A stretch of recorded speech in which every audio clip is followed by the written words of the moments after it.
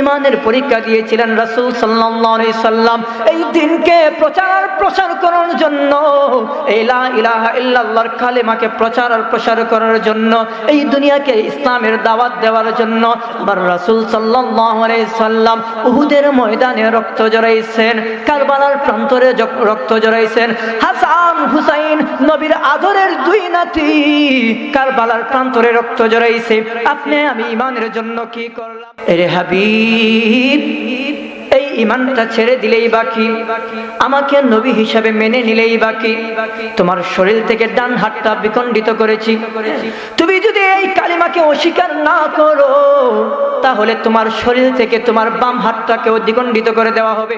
হাবিব রাদিয়াল্লাহু তাআলা আনহু ডাক দিয়ে বলেন, আরে মুসাইলামাতুল কাজ্জাব, আমার জীবন যায় চলে যাবে, আমার রক্ত দিতে হয়, রক্ত দিতে আমি রাজি আছি, আমি এই দুনিয়া থেকে চলে যাব, তথাপি আমার কোনো কষ্ট নাই, তবে আমি ইসলামের জন্য জীবন দিতে চাই, আমি কালিমার জন্য জীবন দিতে চাই। আমি তোমার কাছে কালিমার দাওয়াত নিয়ে আসছি, তোমার কাছে আমি ইমানের দাওয়াত নিয়ে আসছি, তুমি যদি আমার দাওয়াত কবুল করো তো আলহামদুলিল্লাহ, যদি আমাকে মেরে ফেলো তাতেও আমার কোনো অসুবিধা নাই, তবে তুমি আমার ইসলামের দাওয়াতটাকে কবুল করে নাও।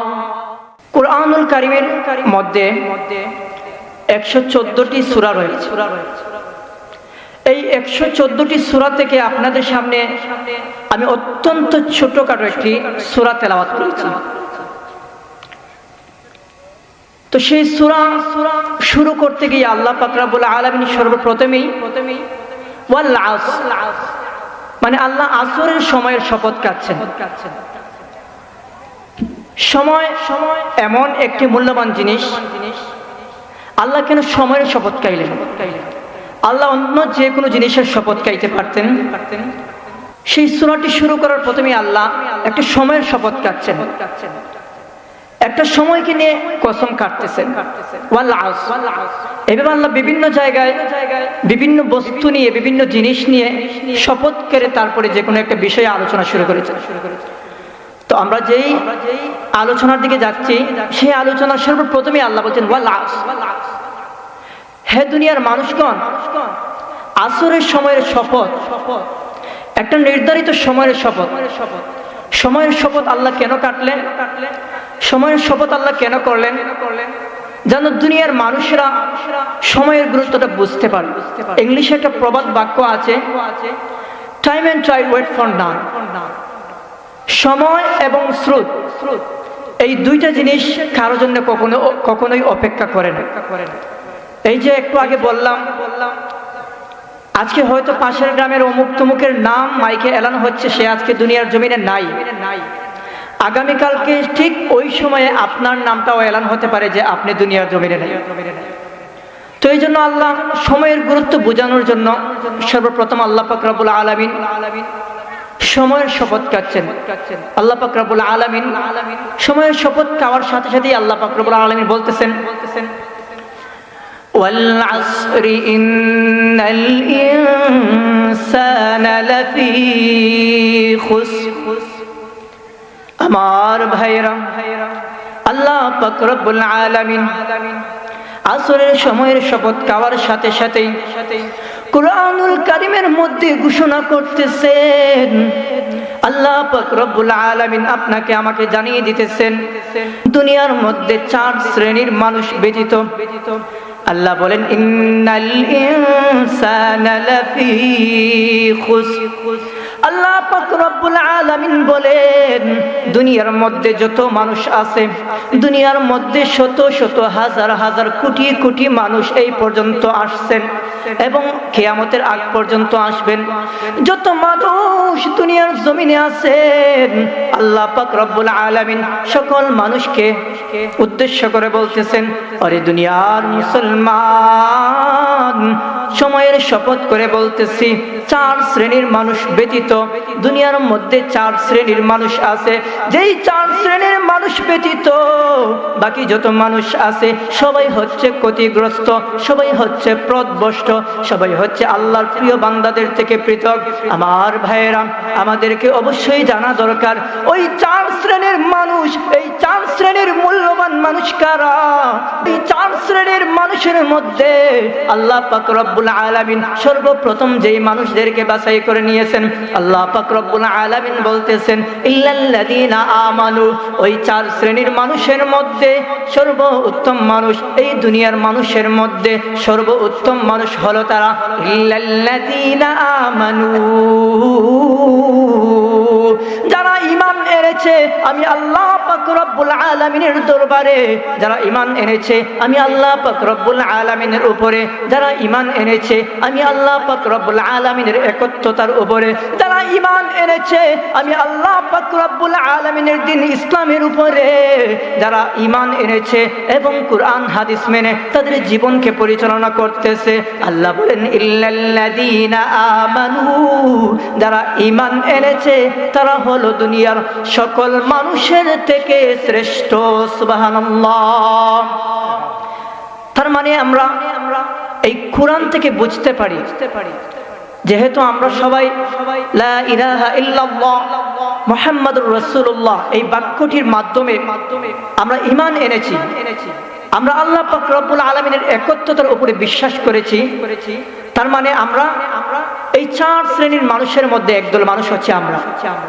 তো এই ঈমান কি জিনিসের নাম? দুনিয়ার সকল মানুষের থেকে আপনি হলেন শ্রেষ্ঠ, দুনিয়ার সকল মানুষের থেকে ঈমানদাররা হচ্ছে শ্রেষ্ঠ। আমার ভাইয়েরা, আমরা পিতৃ সূত্রে মুসলমান হওয়ার কারণে ঈমান কোন জিনিসের নাম? ঈমান যে এক মহামূল্যবান জিনিসের নাম, ঈমান যে এক মহামূল্যবান জিনিস, ঈমান যে এক মহামূল্যবান ধন, এই জিনিসটা আমরা আসলে নিজের ভিতর থেকে ধারণা করতে পারি না। ঈমান কোন জিনিসের নাম? আমরা প্রত্যেকটা ক্ষেত্রে সাহাবাদেরকে অনুসরণ করি, আমরা রাসূলকে অনুসরণ করি। আমার রাসূল সাল্লাল্লাহু আলাইহি সাল্লাম বলেন, আমার সাহাবারা সম্পর্কে আপনারা জানেন কি? আমার প্রত্যেকটা সাহাবা হচ্ছে এক একটা আকাশের নক্ষত্রের মতো। আগের দিনের বণিকরা ব্যবসার জন্য যখন এক দেশ থেকে আরেক দেশে পাড়ি দিত, তখন তারা রাস্তা নিয়ন্ত্রণ করত ওই আকাশের তারকাদেরকে দেখে। ঠিক তেমনি ভাবে রাসূল সাল্লাল্লাহু আলাইহি সাল্লাম বলেন, আমার এক একটা সাহাবী হচ্ছে ওই আকাশের তারার মতো নক্ষত্র। তুমি মুসলমান, তুমি ঈমানদার, তুমি আব্দুল্লাহ, তুমি অমুক তমুক, তুমি যদি আমার একটা আদনা সাহাবাকে অনুসরণ করতে পারো, তুমি যদি আমার একটা সাহাবীকে অনুসরণ করেও তোমার জীবনটা চালাইতে পারো, তাহলে ওই একটা সাহাবীকে অনুসরণ আর অনুকরণ করার মাধ্যমে তুমি জান্নাতি হয়ে যাবা। সুবহানাল্লাহ। তো এই ঈমানের ব্যাখ্যা শুনতে গিয়ে আমরা একজন সাহাবীর ঘটনা শুনব। সাহাবীর নাম হচ্ছে হযরত হাবিব রাদিয়াল্লাহু তাআলা আনহু। ভাইরা আমার, ঘটনা অনেক লম্বা, আমি আপনাদেরকে শর্টকাট করে বলবো।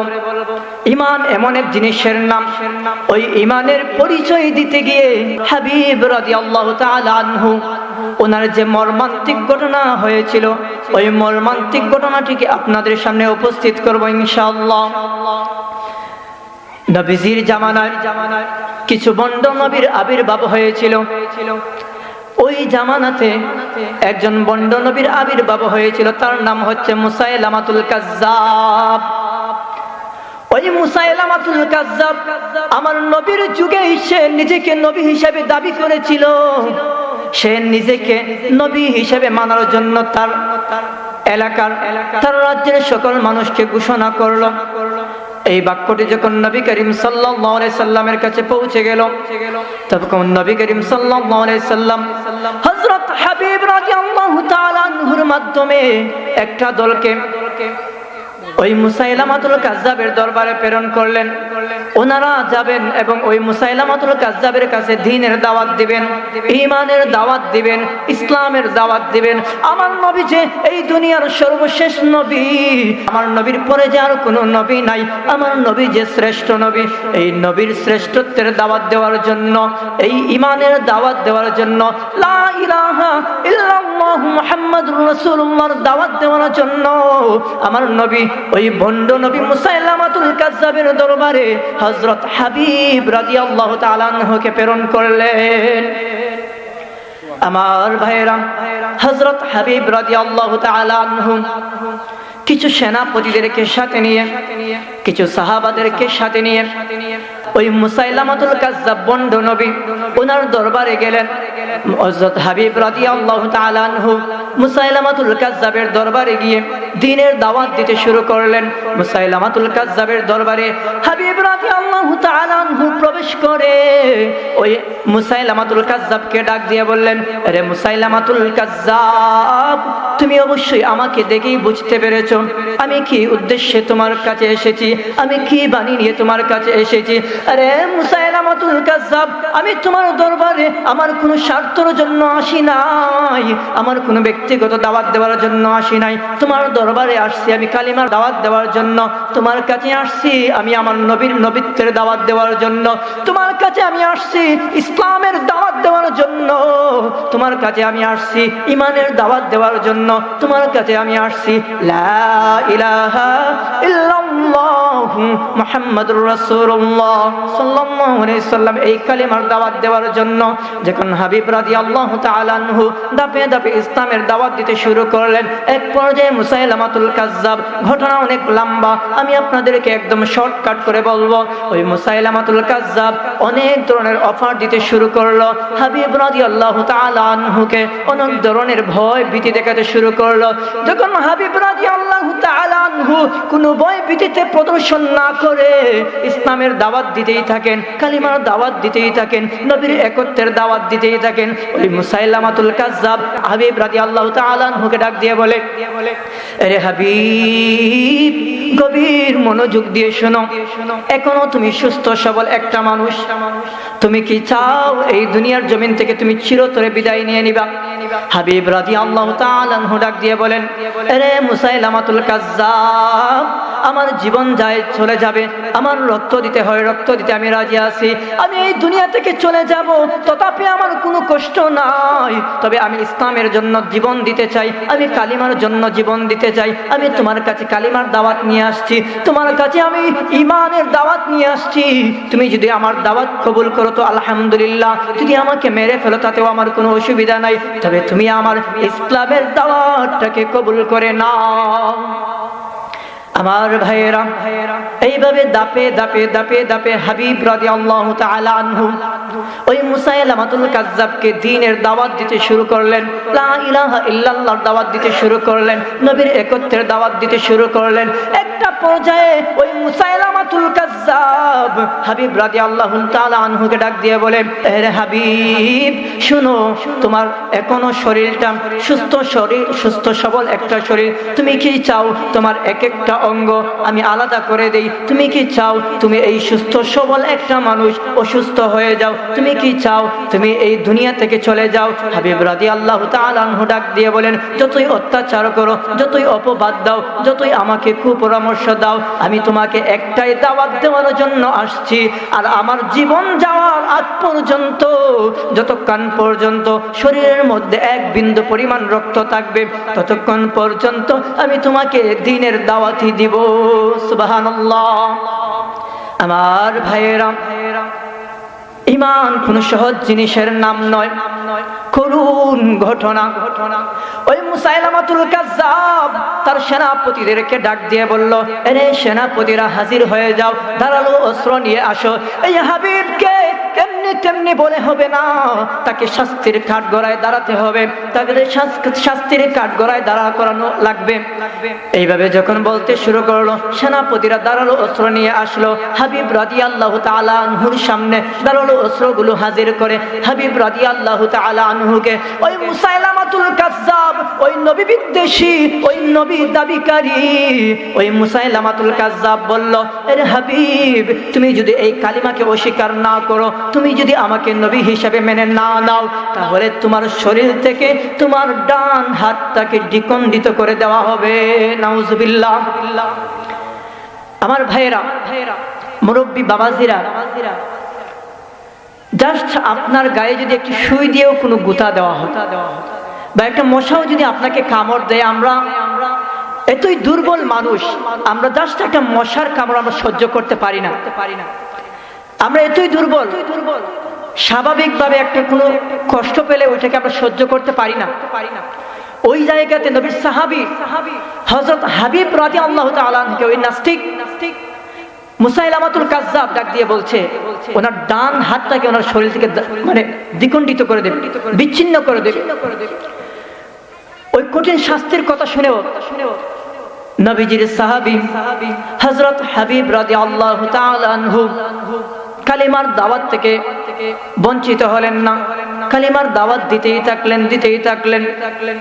একটা পর্যায়ে এমন আসলো, ওই মুসাইলামাতুল কাজ্জাবের নাস্তিক পাষণ্ড সৈনিকরা হাবিব রাদিয়াল্লাহু তাআলা আনহুর দেহ থেকে ওই ঈমানকে অস্বীকার না করার কারণে, ওই ঈমানকে মেনে নেওয়ার কারণে, আল্লাহর একত্ববাদকে মেনে নেওয়ার কারণে, আমার নবীকে নবী হিসাবে মেনে নেওয়ার কারণে একটা পর্যায়ে ওই হযরত হাবিব রাদিয়াল্লাহু তাআলা আনহুর দেহ থেকে ওনার ডান হাতটাকে দ্বিখণ্ডিত করে দিল। নাউজুবিল্লাহ।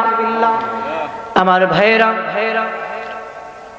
শুধু মশার কামড় আমরা সহ্য করতে পারি না, একটা মানুষের শরীর থেকে একটা হাত যখন দ্বিখণ্ডিত করে দেওয়া হয় ওই মানুষটার অবস্থা তখন কেমন হয়।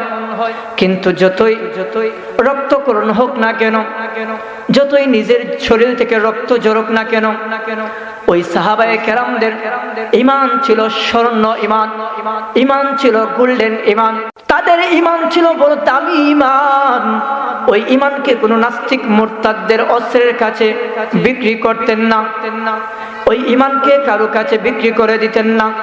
হাবিব রাদিয়াল্লাহু তাআলা আনহুর শরীর থেকে রক্ত ঝরতেছে, হাবিব রাদিয়াল্লাহু তাআলা আনহুকে মুসাইলামাতুল কাজ্জাব আবার প্রস্তাব করতেছে, এরে হাবিব, এই ঈমানটা ছেড়ে দিলেই বাকি, আমাকে নবী হিসাবে মেনে নিলেই বাকি, তোমার শরীর থেকে ডান হাতটা বিখণ্ডিত করেছি, তুমি যদি এই কালিমাকে অস্বীকার না করো তাহলে তোমার শরীর থেকে তোমার বাম হাতটাকেও দ্বিখণ্ডিত করে দেওয়া হবে। আমার ভাইয়েরা, ঘটনা অনেক লম্বা, আমি শর্টকাটে বলবো। একটা পর্যায়ে আসলো, বাম হাতটাও দ্বিখণ্ডিত করে দেওয়া হলো। একটা মানুষ যখন শরীরের দুইটা হাতই চলে যায়, ওই নাস্তিক মুরতাদরা যখন দুটো হাতই কেটে দেয়, শরীর থেকে অজস্র রক্ত ঝরতেছে, রক্ত পড়তেছে। হাবিব রাদিয়াল্লাহু তাআলা আনহুর চোখ থেকে পানি জোর করে পড়তেছে। ওই নাস্তিক বেঈমান মুসাইলামাতুল কাজ্জাব হাবিব রাদিয়াল্লাহু তাআলা আনহুকে ডাক দিয়ে বলে, রে হাবিব, এখনো সময় আছে, এই কালিমাটাকে অস্বীকার করে নাও, ঈমানটাকে তুমি ছেড়ে দাও। হাবিব রাদিয়াল্লাহু তাআলা আনহু কোন অবস্থাতেই রাজি হলেন না। ওই নাস্তিক পাষণ্ড মুসাইলামাতুল কাজ্জাব একটা পর্যায়ে আসলো, ওই হাবিব রাদিয়াল্লাহু তাআলা আনহুর শরীর থেকে ডান পাটাকে বিখণ্ডিত করে দিল। এইভাবে দাপিয়ে বাম পাটাকেও শরীর থেকে বিচ্ছিন্ন করে দিল। আমার ভাইয়েরা, ওরে মুসলমান বাবাজিরা, একটাবার গভীরভাবে চিন্তা করে দেখুন তো, যেই জায়গায় একটা সুইয়ের গুতা আপনি সহ্য করতে পারেন না, একটা মশার কামড় আপনি সহ্য করতে পারেন না, ঈমানকে জাগ্রত করার জন্য, ঈমানের দাওয়াত দেওয়ার জন্য, ইসলামের দাওয়াত দেওয়ার জন্য, দ্বীনকে দুনিয়ায় প্রচার করার জন্য, দ্বীনের দাওয়াত দেওয়ার জন্য ওই সাহাবায়ে কেরামরা কেমন ঈমানওয়ালা ছিলেন, কেমন নবী প্রেমিক ছিলেন, কেমন ইসলাম প্রেমিক হলে, কেমন আল্লাহ প্রেমিক হলে, কেমন ঈমানওয়ালা হলে নিজের শরীর থেকে ডান হাতটা বিচ্ছিন্ন হয়ে যায়, বাম হাত বিচ্ছিন্ন হয়ে যায়, ডান পা বিচ্ছিন্ন হয়ে যায়। এইভাবে দাপে শরীর থেকে ডান হাত, বাম হাত, ডান পা, বাম পা সমস্ত অঙ্গ প্রত্যঙ্গকে বিচ্ছিন্ন করে দেওয়া হয়। যখন একটা মানুষের শরীরের অঙ্গ প্রত্যঙ্গগুলোকে বিচ্ছিন্ন করে দেওয়া হয়, যখন একটা মানুষের ডান হাতও নাই, বাম হাতও নাই, ডান পাও নাই, বাম পাও নাই, একটা মানুষের শরীর থেকে অজস্র রক্ত ঝরতেছে, অজস্র রক্ত পড়তেছে। হাবিব রাদিয়াল্লাহু তাআলা আনহু মুখ দিয়ে, জবান দিয়ে কোনো আওয়াজ উচ্চারণ করতে পারেন না। এতক্ষণ তো টুটটাকে স্বাভাবিক ভাবে লেড়ে আল্লাহর কালিমাকে উচ্চারণ করতেছিলেন, লা ইলাহা ইল্লাল্লাহু মুহাম্মাদুর রাসূলুল্লাহ সাল্লাল্লাহু আলাইহি সাল্লাম। হাবিব রাদিয়াল্লাহু তাআলা আনহু যখন সমস্ত অঙ্গ প্রত্যঙ্গ দ্বিখণ্ডিত হয়ে গেল, জবান দিয়ে কোনো কিছু উচ্চারণ করতে পারতেছেন না, অজস্রে রক্ত পড়তেছে, জমিনটা রক্তে লাল হয়ে গেছে। হাবিব রাদিয়াল্লাহু তাআলা আনহু তখনও জবান দিয়ে মনে মনে ঠোঁটটাকে হালকা হালকা করে নেড়ে নেড়ে আল্লাহ পাক রব্বুল আলামিনের দরবারে আরজ করতেছেন, হে মালিক, এই ঈমানকে প্রচার করার জন্য, ঈমানের দাওয়াত দেওয়ার জন্য, ঈমানকে বলিষ্ঠ করার জন্য, এই দিনকে সারা দুনিয়ায় প্রচার করার জন্য আজকে সমস্ত অঙ্গ প্রত্যঙ্গ আমার দ্বিখণ্ডিত হয়ে গেল। আপনি কি আমাকে এখনো আপনার জান্নাতের সুঘ্রাণ দেখাবেন না? হাবিব রাদিয়াল্লাহু তাআলা আনহু যে এই কথাটি মনে মনে লালন করছিলেন, ঠিক তখনই জান্নাতের সুবাতাস ওই হাবিব রাদিয়াল্লাহু তাআলা আনহুর কাছে হাজির হয়ে গেল। সুবহানাল্লাহ। হাবিব রাদিয়াল্লাহু তাআলা আনহুর জান চলে গেল, জান্নাতের মেহমান হাবিব রাদিয়াল্লাহু তাআলা আনহু হয়ে গেলেন। কি তার দোষ ছিল? জাস্ট একটাই দোষ ছিল, তিনি ছিলেন ঈমানওয়ালা, তিনি ছিলেন নবী প্রেমিক। ওই হাবিব রাদিয়াল্লাহু তাআলা আনহু ছিলেন কুরআনওয়ালা, ওই হাবিব রাদিয়াল্লাহু তাআলা আনহু ছিলেন ইসলামওয়ালা, ওই হাবিব রাদিয়াল্লাহু তাআলা আনহু ছিলেন নবী প্রেমিক। ওই দ্বীন দরদি হওয়ার কারণে, ঈমানওয়ালা হওয়ার কারণে ওই হাবিব রাদিয়াল্লাহু তাআলা আনহুকে এই নির্মমভাবে ওই নাস্তিক মুরতাদ, ওই পাষাণ্ড বাদশা মুসাইলামাতুল কাজ্জাব দুনিয়া থেকে বিদায় করে দেয়। শুধু এখানেই শেষ নয় ঘটনা, দুনিয়া থেকে চলে গেছেন, সমস্ত অঙ্গ প্রত্যঙ্গকে দ্বিখণ্ডিত করে দিয়েও সে শান্ত হয় নাই।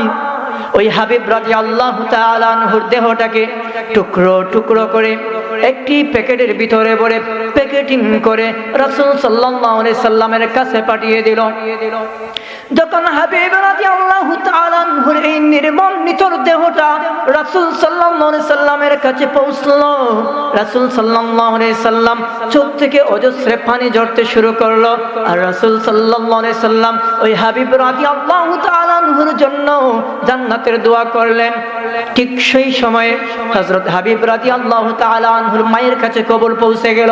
মা হাজির হয়ে গেলেন। হাবিব রাদিয়াল্লাহু তাআলা আনহুর লাশটার কোনো চিহ্নই নাই, টুকরো টুকরো একটা লাশ, প্যাকেটিং করা এই লাশটা। হাবিব রাদিয়াল্লাহু তাআলা আনহুর মা, ওই মা কেমন মা? ওই ঈমানওয়ালার ঘরে ঈমানওয়ালার জন্ম। ওই হাবিব রাদিয়াল্লাহু তাআলা আনহুর মা ডাক দিয়ে বলেন, হে মাবুদ, আমি তো আজকের এই দিনটার অপেক্ষায় ছিলাম, আমি তো আজকের এই দিনটার অপেক্ষায় ছিলাম। আমার ছেলেটা কখন ইসলামের জন্য জীবন দিবে, আমার হাবিব কখন ইসলামের জন্য শহীদ হবে, আমার হাবিব কখন ইসলামের জন্য জীবন দিতে গিয়ে ইসলামকে প্রসার করার জন্য, ঈমানের জন্য তার দেহটাকে বিলিয়ে দিবে, ঈমানের জন্য তার জীবনটাকে বিলিয়ে দিবে। আমার ভাইয়েরা, আরে বাংলাকালের মুসলমান, ওই ঈমান কোন জিনিসের নাম? আপনাদেরকে আমি মনে করি যেই ঘটনা বলেছি, আপনার যদি সুস্থ বিবেক হয়ে থাকে এই ঘটনা থেকে আপনি বুঝতে পারবেন এই ঈমানটা কোন জিনিসের নাম। ঈমান হলো এক মূল্যবান জিনিসের নাম, যে ঈমানের পরীক্ষা দিয়েছিলেন সাহাবায়ে কেরামগণ, যে ঈমানের পরীক্ষা দিয়েছিলেন রাসূল সাল্লাল্লাহু আলাইহি সাল্লাম। এই দিনকে প্রসার করার জন্য, এই লা ইলাহা ইল্লাল্লাহর কালেমাকে প্রসার করার জন্য, এই দুনিয়াকে ইসলামের দাওয়াত দেওয়ার জন্য আবার রাসূল সাল্লাল্লাহু আলাইহি সাল্লাম উহুদের ময়দানে রক্ত জড়াইছেন, কারবালার প্রান্তরে রক্ত জড়াইছেন। হাসান হুসাইন নবীর আদরের দুই নাতি কারবালার প্রান্তরে রক্ত জড়াইছে। আপনি আমি ঈমানের জন্য কি করলাম? আপনার ঈমানটা এখন কেমন? আজকে ফজরের আযান পড়ে মসজিদের মধ্যে কোনো মুসল্লি নাই, নামাজের গুরুত্ব নাই, আজকে ঈমানের আমলের গুরুত্ব নাই, আজকে কোরআন তেলাওয়াতের গুরুত্ব নাই। আজকে মুসলমানরা দুনিয়া নিয়ে ব্যস্ত, আজকে মুসলমানরা দলে দলে বিভক্ত, যার কারণে আজকে ওই ইসরায়েলের নাস্তিক মুরতাদরা তার চতুর্দিকে ইসলামিক কান্ট্রি থাকার পরেও ওই ফিলিস্তিনকে আজকে বছরের পর বছর যাবত তাদেরকে নির্যাতন করতেই আছে। ওই ফিলিস্তিনের মুসলমানদেরকে মাটির সাথে মিশিয়ে দিচ্ছে। কিন্তু পৃথিবীর মুসলমানদের ঈমান দুর্বল হওয়ার কারণে, ঈমানের মজবুতি কম হওয়ার কারণে ওই হাবিব রাদিয়াল্লাহু তাআলা আনহু বালুর মতো ঈমানওয়ালা মানুষ আজকে দুনিয়ার জমিনে না থাকার কারণে আজকে দুনিয়ার মুসলমানদের এই হাল। আজকে ভারতের জমিনে মুসলমানরা নির্যাতিত হচ্ছে, কাশ্মীরের জমিনের দিকে তাকিয়ে দেখেন মুসলমানদের রক্তে রঞ্জিত হচ্ছে। আজকে বার্মার মুসলমানদের দিকে তাকিয়ে দেখেন, আজকে ওরা নিজের দেশ ত্যাগ করে আমাদের বাংলাদেশে এসে থাকতে হচ্ছে। আজকে নিজের মাতৃভূমি ছেড়ে ভিন্ন এক দেশে ওদেরকে থাকতে হচ্ছে। ঠিক তেমনি ভাবে পৃথিবীর বিভিন্ন জায়গায় মুসলমানদেরকে নির্যাতিত আর নিপীড়িত হতে হচ্ছে। তার মূলে একটাই কারণ, সেই কারণটা হচ্ছে আমাদের ঈমানের দুর্বলতা। ঠিক না?